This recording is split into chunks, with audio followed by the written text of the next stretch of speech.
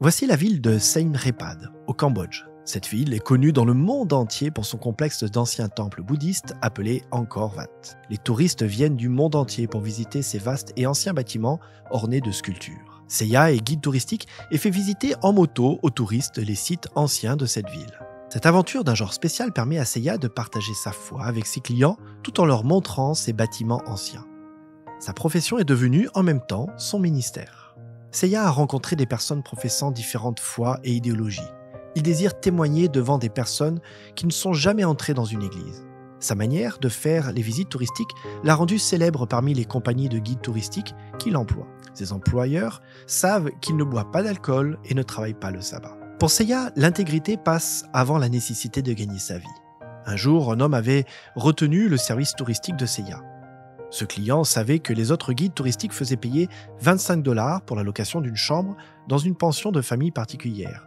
Mais lorsqu'il demanda à Seiya combien coûterait une chambre, Seiya répondit 13 $.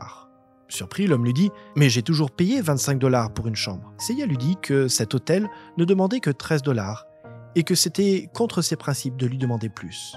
« Pourquoi cela ?» demanda l'homme.